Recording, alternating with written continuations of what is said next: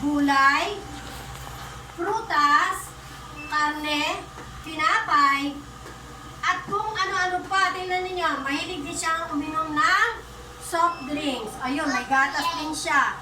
Ang pangalan ng bata ay si Popoy. Malakas siyang kumain, nakita nyo ha? Pero isa lang ang ayaw ni Daniel ang magsipilyo. Tingnan ninyo. Daniel? Anong sabi ko? Daniel. Ay, si Popoy! Si Popoy nga pala, sorry. Sorry. Ano si Popoy? Si Popoy ito. Daniel, hindi ikaw ito ha. Si Popoy. Si Popoy ay tuloy ay sira-sira na ang kanyang mga ngipin.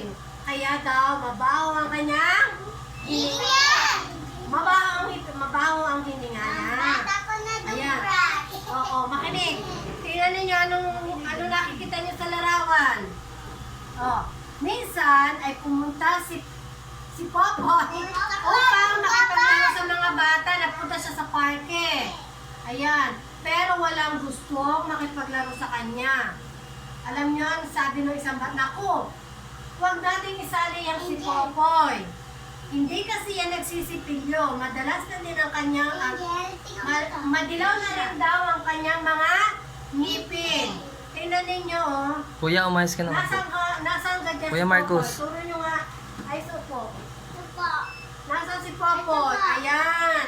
Andun siya, malungkot siya kasi ayaw nilang isali sa kanilang paglalaro. Iniiwasan nila si Popoy. Ang ginawa ni Popoy, ayan. Kaya si Popoy ay umuwi ng bahay at malungkot. Ayun, oh. Ang tampo. Nagtampo ba siya? O, Hindi naiiyak. Oo, parang naaawa siya sa sarili niya. Umuwi na lang siya sa bahay nila. Ano? Na, masaya ba siya? Di ko. Ano? Ano yung tsura niya? Umiiyak? Sad. Sad, malungkot. Kasi, Oh. tulad. Ang ginawa niya, dahil sa kanyang kalungkutan, umuwi na lang siya ng bahay, di ba? Tapos, pumasok na lang sa silid tulugan. Alam niyo ba ang silid tulugan? Ano ang silid tulugan? Kwarto. Again, ano ang silid tulugan, J-Mar? Ayos mo. Kwarto. Tatandaan niyo yan ha, pag narinig niyo sa iba. Kuya Marcos. Silid tulugan, ang ibig sabihin ay kwarto. Yan. Maya-maya pa ay may kumatok sa pinto. Yan, may kumatok sa pinto. Ayan. Ano sabi? May kumatok sa pinto ng kanyang silid tulugan. Nang buksan niya ang pinto, tumambad sa kanya ang napakalaking sipilyo at saka toothpaste. Pinagod siya at takot na takot si Popoy. Ayan. Ano yung nakita niya pagbukas niya ng pinto? Isang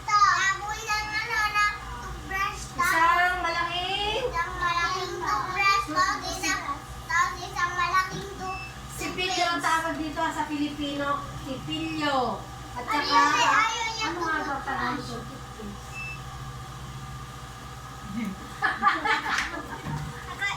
Ano ba Tagalog ng toothpaste? Sa siyape. Kapsudan. Okay, ayan. Biglang nagising si Popoy mula sa kanyang nakakatakot na panaginip. Ayun pala yung nalaginip siya. Panaginip lang pala yun. Kaya, nung magising siya, dali-dali siyang pumunta sa banyo at agad nagsipilyo ng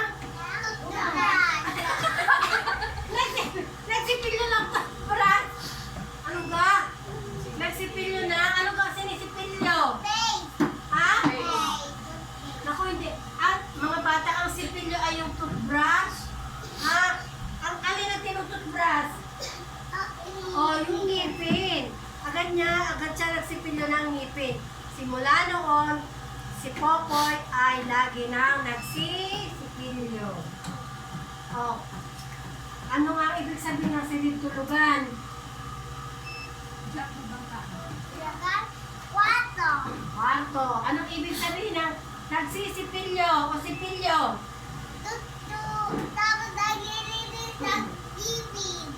Okay, ano nga?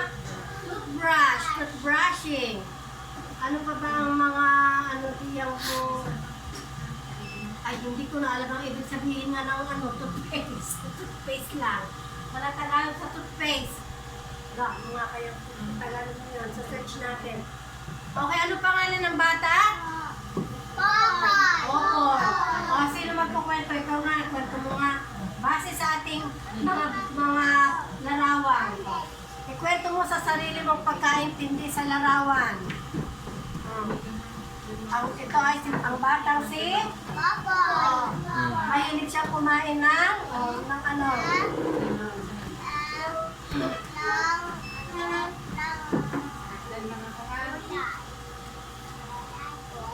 Gulay. Napay, tapos ano? Gatas, tapos prutas, tapos karne, tapos sopi, Ayan. tapos itlog, Ano naman din eh? Sa next. tapos Ayaw niya? Magsipilyo. Nagsipilyo. Ayaw niya magsipilyo. Next. O, doon. Ayaw isali. Iyak. Iyak. Dahil Insali. Dahil hindi nagsisipilyo. Anong nangyari sa ngipin niya pag di nagsisipilyo? Rabungi. Nabuti, naging matilaw. Madinet. Oh. Nasaan si Popoy? Nasaan siya? Umuwi saan? Ayan. Laksan mo Laksan eh. mo, laksan mo. Sa kwarto. Yeah, silid tulugan. Oh. Silid tulugan. Mm. Tapos, sa patuksa. Oh. Laksan mo. Pagkatapos ko sa pinto, ay may usan niya po. Tapos, mas may malang Laksan mo. face. Ayan. Tapos, anong ginawa? Kuhanin takbo po. Sumakbo kasi hinabol. O, doon. Doon sa taas Ano niya. sa taas? Ano nangyari doon sa taas? Tanggit niya. O, nagising siya. Dahil, nanaginip lang pala yun. Malayo. Yung hinabol siya. Ay, nag-brush. Saan siya nagpunta? Doon sa bathroom. Ayan. Pilipino tutoy, Pilipino. Anong Doon po sa may ano, CR. banyo? O, tapos anong ginawa na niya? Umpisa noon siya ay lagi